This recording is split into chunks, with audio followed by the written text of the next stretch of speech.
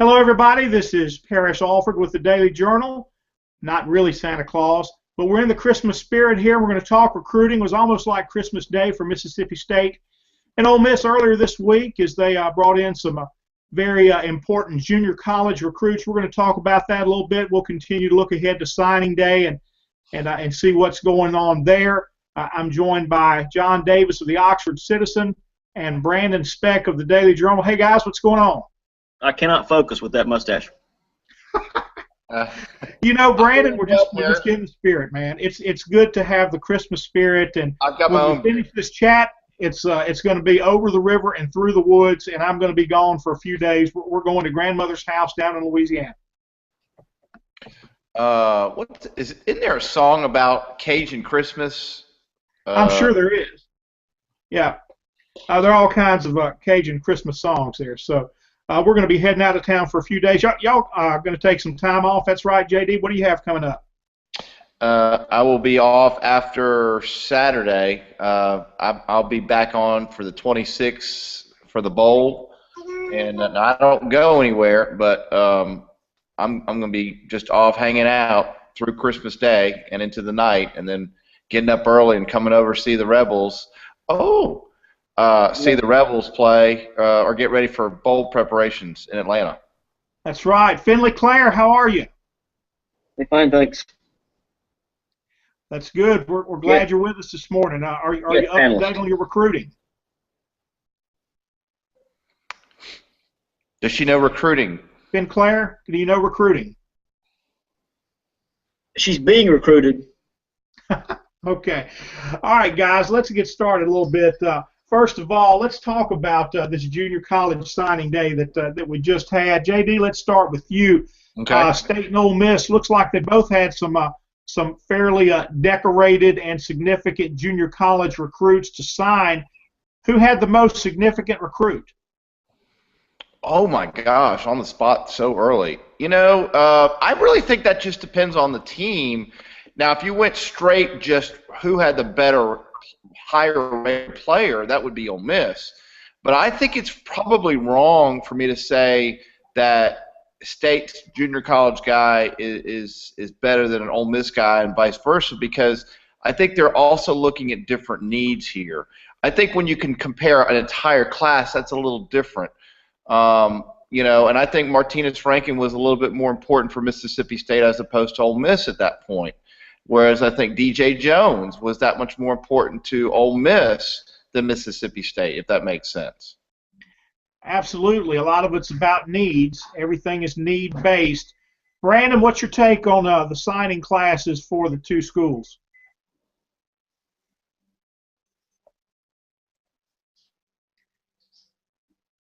Brandon, you with us? Brandon Speck has left the building. He's going to try and rejoin us, but JD, we can carry the ball for a little while. That's fine. I mean, I can. I'll kind of answer that question. Yeah, let me pose that question to you. Just start off with, let's look at both of the JUCO signing classes, State and Ole Miss. How do you think they met needs? What should fans expect of these players coming in? It really looks like, of course, we've seen we're a little more in tune with what's going on at Ole Miss. It looks like State met some needs too at wide receiver and linebacker. I don't think there's any doubt. The wide receiver class that wide receiver they got is fantastic. Like I said, I think Rankin helps them out tremendously on the offensive line. That's a first team NJCAA All-American. Did you happen to notice exactly where the linebacker was rated? Did not. I thought I read 4-star on him. Yeah, I think he was 4. So you're talking about, depending on what Davon Durant does from Butler Community College, who is looking at Ole Miss as opposed to Mississippi State. It's not a joint battle there. But let's say he chooses Ole Miss.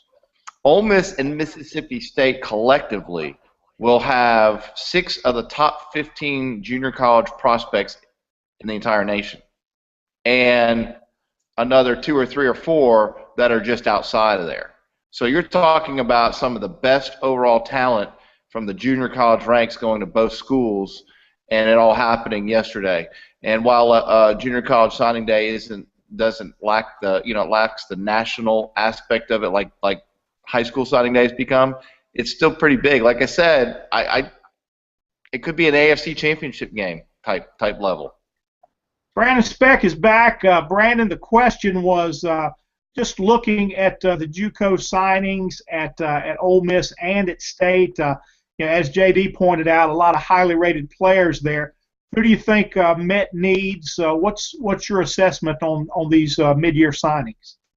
I think I heard part of what JD was saying. I think both teams got kind of what they needed. I mean, a couple of guys I'm looking forward to seeing what they do is Rankin at Mississippi State and DJ Jones. I think Jones is a big pull for Ole Miss. So I think they both got kind of what they needed. And JD and I talked a little bit earlier this morning before we got on here, and he kind of talked about Ole Miss specifically, how they didn't really have that many holes and just kind of had some gaps to fill to help other guys get better. I think they've done that, and I think State met their quota too. So I think they both had a really good day. I don't know if you could say either one really won the day. I think they both kind of won in their own right.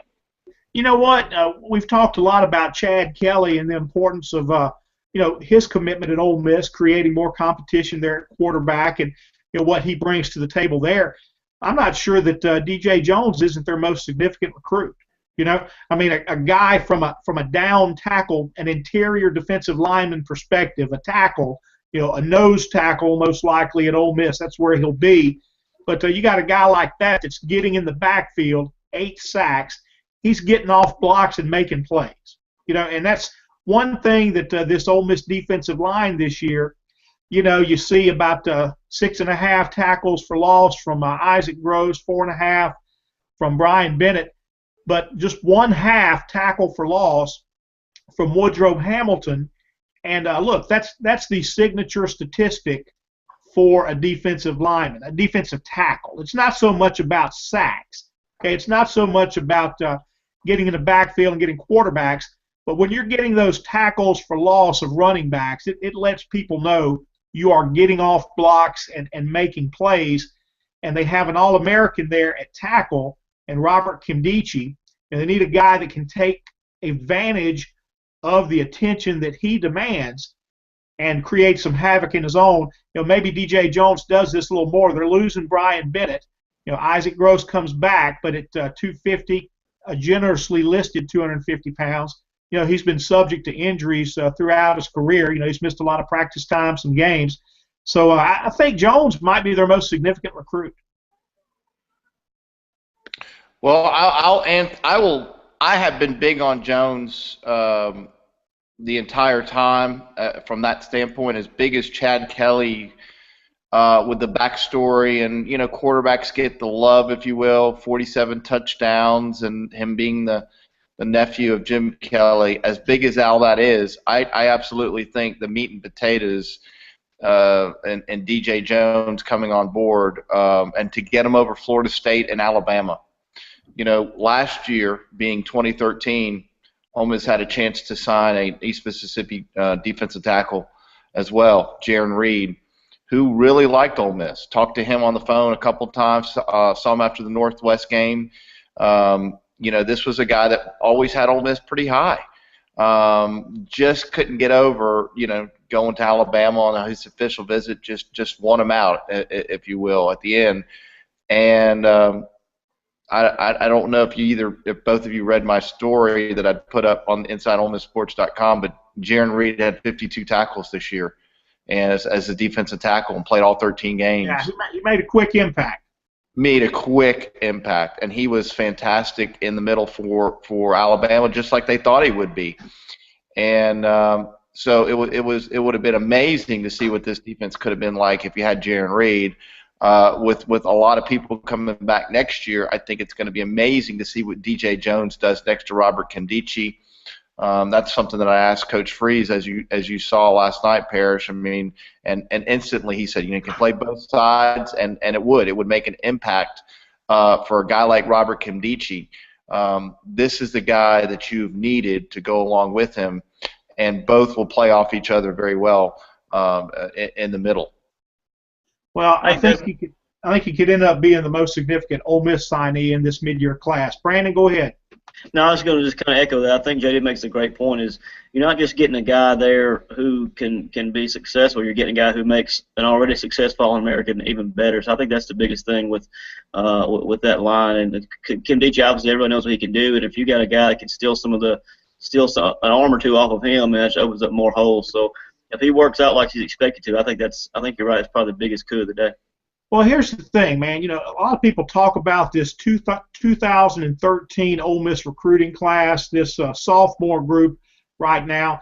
You got a window of time with those guys. You need to put some talent around them and do all that you can do while they're there. Now, obviously, you're always recruiting and building for the future. But, look, you've got some elite players right now, Robert Kimdichie being one of them, Laramie Tunsil another, Laquan Treadwell another. You know, and they are adding talent to all these positions, and we're going to go back to Chad Kelly here. That's why this is big. You know, I tell you, I wrote in a column last week. I've not seen a 4-star recruit to Ole Miss welcomed in a more lukewarm manner.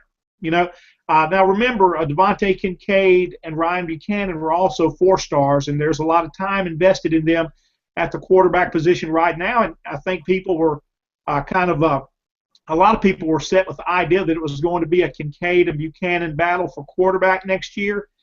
But if Hugh Freeze evaluates them in such a way that makes him think, look, we need this guy, or we just want the competition, or whatever, you know, if he sees a shortcoming at quarterback, it's not only would any coach go out and recruit a Chad Kelly, but it's like it's his responsibility. I mean, it's his job to make the team better in what any way, you know, he gauges that. Now you bring in, you know, a junior college quarterback when you've got a couple of high school guys that you've invested in, you've got another in your commit class in Jason Pellerin, you know, that sends a message. But I think if you handle that the right way and you talk about competition and whatnot, you know, you're just trying to make the team better. I think the potential downside, if Kelly doesn't win the job, is you know he's got a little bit of history now. He looks like he's had a clean year at East Mississippi in terms of behavior and distractions. But if he comes to Ole Miss and doesn't win the job, all of a sudden you've got a guy with a behavior history who could potentially become distracted if he's not the number one quarterback. Brandon, what are your thoughts on that? Yeah, I think that's true, but I did talk with Chad once this year, and I don't know him well enough to know his behavior patterns, but he seemed like a guy, and the coaches say, too, he's got his ducks in a row, and I think he really learned from what he went through over at Clemson for a short time there. And I kind of think Ole Miss in a spot where they kind of had to give him a shot. I mean, here's a guy that they're crazy about, and I know you got a couple guys, high school guys in waiting, but I think with Kelly, what helps the situation is the talent he'll have coming back. I mean, Treadwell and he'll have some weapons to go to in Ingram. So I think with the receivers and the weapons he has, I think he's in a position to succeed, and I think he'll get first crack at it. JD, it looks like Ole Miss is getting just about whoever they want out of East Mississippi these days. Is that a fair assessment? Yeah, I think that's a very fair assessment. You remember DJ Law is also there. He signed. Didn't he signed like 11 letters of intent last year? He did. He took National Signing Day to like it was Christmas card season. He sent everything out to everybody. No, I mean, in all seriousness, I mean, there's another one that's going to be coming back to him. That was the understanding I had, and DJ Law is, you know, it's funny to me. You look at parts of the season, and we'd always kind of been talking about how there's been no real punt returns, no significant punt returns. I know Markel Pack did have a really good one against State. Could you imagine if they had gotten DJ Law into school? That'd be your punt return. Now it looks like it's going to be Tony Bridges, but you know, East Mississippi pipeline is in good shape, starting with Bo Wallace and really picking up steam this year. You know, they didn't get one last year. Like I said, they would have liked to have gotten Jaron Reed. I take that back, Christian Russell. I'm sorry, I totally forgot about Christian Russell, but they would have liked to have gotten Jaron Reed. They didn't get everything they wanted last year on the Christmas list. This year they did. And then next year, like I said, looks like DJ Law is in line to come on back. Now, is Colin that school for State? I think it is. I think that Glenn I Davis think is that's there, the way right? I perceive it to be anyway. He's a former Um, MSU assistant. yeah, and that's it happens that way. Right. It does. It really there are times when it happens that way. Gulf Coast was really good to Ole Miss back when Houston Nutt was here 4, 5, 6 years ago. Sometimes it just happens that way. And I happened to look up Jonathan Calvin was his rating was high 3-star. Like he was like Rivals has him as a 5.7 rating, which is just below 4. So I couldn't remember that a couple minutes ago when you asked me, Parrish, and happened to look it up. So very good class for them. And Jonathan Calvin is a good prospect at defensive end. I'm big on Gray, and I'm big on Martinez Rankin for them. Those are my two biggest for them. I want to come back to Rankin in a little bit. Brandon, look at the two junior colleges in our area, Northeast Mississippi, ICC, Northeast. Where are they in terms of prospects moving forward? Didn't hear much from them this recruiting season. No, they're just not getting those high-level guys. I mean, since the state JUCO's opened the recruiting road up, and Northeast and ICC just aren't getting those as many high-level guys as, of course, the East is. I mean, East has got that national reputation that they're going to get first crack at the big-time guys. But they're getting good players, really good players, but a lot of times they're getting guys who are going off to Southeast Louisiana and Tennessee Martin and kind of that second level. So they're getting good players, but as long as the East is doing what they're doing, I mean, you're seeing the guys. I mean, even a guy like Brandon Hodges, a lineman, I think a tackle from Aberdeen, he committed to Texas from East Mississippi. And then Justin Lucas, his former Aberdeen teammate at East, who played on that championship team this year, he's going to Troy. So even the local guys that are the biggest stars, they're not staying in the area. They're going to East because they want to win a championship, and they've built that to where they can win a national title. So as long as East keeps doing what they're doing, I think ICC and Northeast are going to continue to have trouble getting the biggest guys. Well, now when they first opened those recruiting borders again and they got away from the district, it seemed like ICC was picking up some guys from the Oxford area, from Northwest Mississippi. Seemed like they were doing well in that regard. Is that right? They did. Well, I mean, Go ahead. Go ahead. Well, I was going to say the Oxford kids, and I didn't mean I thought it was back to me, but I will say this: Xavier Pegues is from Oxford, and Joel Forster is from Oxford that went to ICC, and Xavier was headed to West Virginia last I talked to him. And Joel Forster was a good player, and you're right, they opened it up, and I thought ICC was doing really well from that standpoint. East Mississippi hadn't really gotten any of the Lafayette or Oxford kids. A lot of them more kids were going to Northeast and ICC the last few years since it opened up. Northwest always had Oxford and Lafayette kids. They always protected 3 or 4 of the kids from each high school because they were that good every year.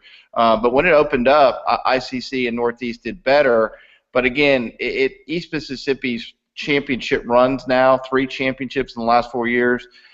I don't want to say they can snap their fingers and get anybody they want, but it's pretty close to whatever that would be. I mean, they really carry a big stick in the state. Northwest, I think, is another school to watch out for. Jack Wright being back there, he's very organized, got a very good staff, and I think the success of Terry Caldwell and some of their, just getting back in the playoffs is going to make them attractive. Northwest used to set the tone in this state, and I know that Coach Wright would like to get back to that point as well. Well, I'll tell you what, is it just a situation where there are only so many spots to go around, so many elite athletes, and just not enough of them to spread around all the junior colleges? Obviously, East is going to get them right now with the success they've had, the momentum that they had, that they continue to have. Brandon, let's start with you. I mean, is that kind of what Northeast and ICC are facing? Just not enough of those athletes to go around, and and not a lot of momentum. I mean, Northeast is announcing a coach today, are they not? They are. It's kind of like JD said. I mean, it's a momentum thing, and East has got that. I mean, and there are some guys who need spots and that probably Northeast and ICC would take, and they kind of hold out for a place like East. I mean, Aberdeen's quarterback Josh Williams has had an incredible year, and I don't think he's committed to go at any of the JUCOs yet. But guys like that are kind of waiting on East and kind of waiting on Gulf Coast, and they're kind of overlooking Northeast and ICC, which is probably a mistake up here because this ICC area especially I think has a big time potential with a lot of big schools around it like in Aberdeen and near Tupelo to have a really good team. So it's just going to take one really good year, and as long as the East is doing what they're doing, again, they're the team to beat, and nobody can beat them, and nobody can get close to beating them. So as long as they keep blowing people out, it's going to be the kids' first options where they want to go. Hey, JD, you mentioned Martinez Rankin a little bit ago, offensive lineman from Gulf Coast, Mississippi State signee. How involved was Ole Miss there, and what type of player does State have in Rankin? Well, they've got a really good player. I'll start there. Again, talked with Chad Huff, the Gulf Coast Community College coach, and just raved about him. Rankin's got an interesting backstory. This is a Mendenhall product. Was not highly recruited coming out of high school. Was coming off surgery his junior year, going into his senior year. The off season was about 230 pounds. Had a basketball, interest as well. And usually when you see guys that have a basketball interest or another sport interest, or they've been injured, or they may even be late bloomers, you see that's Martinez Rankin. And he got bigger and bigger. Gulf Coast was originally there to see his quarterback, and he just got bigger and bigger as he got older, and they just kept in contact with him and ended up signing him. And he came in, played 2 years, and leaves Gulf Coast as a junior college All-American. He's a 6'4", 300-pounder, and in a matter of about 2 years has gained 70 pounds the way you would like to be gaining it, and through their college weight program and just lifting weights and doing it the right way. And I think he's going to be really good. Got long arms, Coach Huff said. At 6'4", obviously that's not short, but you see a lot of these tackles that are 6'6" with the long arms. Rankin's got, based on his evaluation of his information to me, he's got long arms like a 6'6" guy. So he thought he would be a tackle and be a guy that could play right away. As far as Ole Miss, Rankin was on Ole Miss's sideline at the Egg Bowl with a lot of those other prospects. Of course, Mississippi State in that case can't have him over there, but he was at the Egg Bowl. He was up here. Ole Miss was looking at him, and I think with him going to State last week, I think that probably put him over the top as much as anything. I think when Ole Miss got Howard as an offensive tackle prospect and Rankin went to State last week, I think those were the two signs to me that he probably wasn't going to be playing for Ole Miss. But I think at the end of the day, he should be a really good player for Mississippi State. Brandon, high school recruiting in our area, we've had some interesting stories the last couple of years. Who are the prospects this year? Well, I tell you, if you watched the Mississippi-Alabama game from last week, Raphael Leonard was the guy who stole the show. I mean, the starting receiver, he's a senior, made a couple of incredible touchdown catches, and just kid's unbelievable talent. He's got an offer from Louisiana Monroe, and I think we had UAB. I know, and maybe Florida Atlantic. Monroe, man. There we go. That's alma mater. It's Florida Atlantic's the other one, right? Florida Atlantic's the other one. And I just think, I'm no recruiting specialist, but I just think that he's getting overlooked here. I mean, the catches he makes, the hands he's got, he's a 6'4" guy, quick. He's got all his academics in a row. He's a coachable kid, willing to learn. I think his upside is so incredible that I just am blown away, more so than I have been by any kid in a while, that either State or Ole Miss have not been knocking his door down. I think he's got Treadwell-like potential. I know it's a big-time statement, but I think he's that good. Well, what's his size? He's 6'4". How big is he? I mean, there's got to be a drawback somewhere that's maybe turning him off a little bit. He's 185. I mean, he's up there, so that's pretty lean at 6'4". And he's got a good build. I don't know. I mean, I saw him play 5 times, and the catches he made against Alabama's best DBs were some recruited guys were incredible. So I think that's a guy people are missing on. And another guy that nobody's really talking about is an OL at Ripley, Michael Story, and I think JD knows a little bit about Michael. Chad Cook, former Ole Miss guy, thinks he's going to end up in the SEC somewhere. So Michael Story is a guy that could come on late as far as from February rise. He could end up somewhere SEC. What's his relation to our Ripley sports editor? I don't think they're related. Oh, come on, man. 2 stories in Ripley and they're not related? Hey, maybe I'm wrong. I'll send Kedrick a text and make sure. We'll check on that. JD, talking about wide receivers, man, there's one in Brentwood, Tennessee that Ole Miss is in good position with. Talk about Van Jefferson a little bit. Yeah, Van Jefferson talked with his coach yesterday, Coach Hester out of Ravenwood High School in Brentwood, Tennessee. the first thing you look at with Jefferson is bloodlines. His father played in the NFL for 12 years and coaches the Titans wide receiver. Sean Jefferson is his name. For those that may not remember him, he played with the Oilers in the early 90s and then went on to some different teams, Atlanta Falcons. I know that you're a Saints fan, so you probably remember cheering against him, Parrish. That's right. That's right. Who dat? But Jefferson, is his coach said he's the best route runner he's seen in 17 years. So right then and there you go, whoa, okay. He's highly recruited. Right now he's considered a verbal commitment to Georgia and could end up at Georgia. It's, his coach kind of said it was a 50-50 deal. He was at Ole Miss this past weekend. He's been to Ole Miss twice. Coach Harris has done a great job based on what Coach Hester told me. They like his faith. There's a lot of things that they like about Ole Miss and that Jefferson likes about Ole Miss. He's an early enrollee as well. We talked about the junior college guys being early enrollees. Well, if you get Van Jefferson, Javon Patterson's also an early enrollee. You're talking about some really good storylines for us in the spring, Parrish, and some really good chances for these kids to play right away. Made a great point with his ability to understand defenses and run the routes that he has with his father's background and helping him all these years. The biggest key for Van Jefferson is going to be accomplished in the first semester. He's going to be here. He's already going to be in the weight training program, and by the time he gets to August, at 175 pounds now, who knows how big he is. So I really feel like whoever he goes to, Georgia or Ole Miss, and the decision supposedly coming as before the holidays at the very latest, I think he can be an impact player just because of his ability and his background.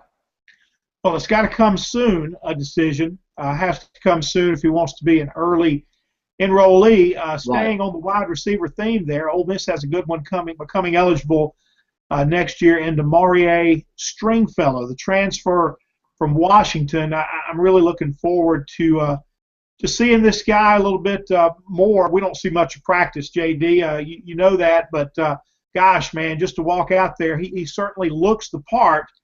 And physically, I mean, he's listed just about the same height and weight as Treadwell. The idea that you could have one of those guys on each end is pretty good for Ole Miss. But when you talk about some of the things like Brandon was talking about a minute ago, the intangibles, these are things we don't know about Stringfellow right now, and those are things they're losing in Vince Sanders. You're losing effort, you're losing savvy. I mean, you're losing that sort of element.